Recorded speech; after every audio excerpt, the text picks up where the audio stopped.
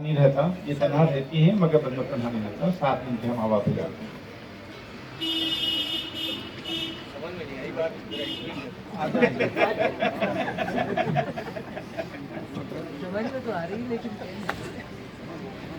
मैं बहुत देर से सोच रही थी कि लफ्ज़ों के कबीले में से वो कौन से अल्फाज चुनूं जो इतनी कदावर शख्सियत के शायान शान है, तो लेकिन मैं कामयाब नहीं हो सकी, क्योंकि हम जिस अहद में सांस ले रहे हैं वो सहर अंसारी साहब का अहद है। और मैंने बार बार सहर साहब भी गवाह हैं कि जब भी मुझे ज़रा सा मौका मिला रुस्तम पे आने का, चाहे वहाँ मेरे मुखालिफ बैठे हों चाहे मेरे मुवाफ़क़त करने वाले, मैंने सहर अंसारी साहब का तज़किरा ज़रूर किया। सहर अंसारी साहब सिर्फ एक अदीब, दानिश्वर, मौलम और शायरी नहीं, मेरी सहेली भी हैं और बहुत राजदार सहेली भी हैं। वो ऐसे कि आज से 20-22 साल पहले जब ये गुफ्तगू हो रही थी कि इतनी पुख्ताकार शायरा जाली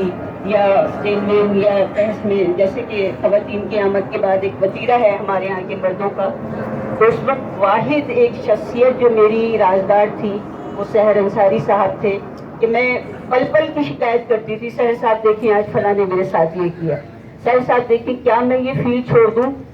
खुदा गवाह है, सहर साहब ने हर मौके पे मेरी रहनुमाई की और मुझे ये कहा कि अगर तुमने फील्ड छोड़ दी तो ये इनकी फतह होगी और तुम्हारी शिकस्त होगी, तो इनको कामयाब नहीं होने देना। तो आज जो मैं कर्ज अदा करने जा रही हूँ वो इतना बड़ा है कि इतनी बड़ी और एहसास शख्सियत और मेरी इस तरह रहनुमाई की कि खुद तो खैर इनका नाम तारीख रकम करेगी और बहुत बड़े हवालों से करेगी, लेकिन मुझे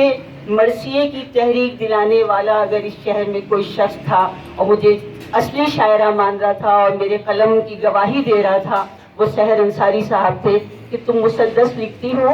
बहुत अच्छा लिखती हो, तुम मरसिया लिख सकती हो। मैं ना मरसिए लिख चुका, तो जिस घराने से मरसिए की रस्म चली उस घराने की बेटी इस तरह की बात कह रही है, तो मैं आज ये कर्ज उतारने की कोशिश कर रही हूँ कि मुझे इतना बड़ा मकाम दिलाया कि मुझे बरसगीर की चौथी मरसिया निगार ख़वातीन की लिस्ट में शामिल करवाने वाले मेरे दोस्त, मेरी सहेली सहर अंसारी साहब हैं। आज ये हज़ारों साल मैं जब तक जीऊँगी मैं अपने मरसिए का मुहर्रिक सहर साहब ही को बताती रहूँगी और इसमें कोई शक व शुबा नहीं। परवरदिगार उस मरसिए का आधा सवाब सहर अंसारी साहब को भी दे। बहुत शुक्रिया।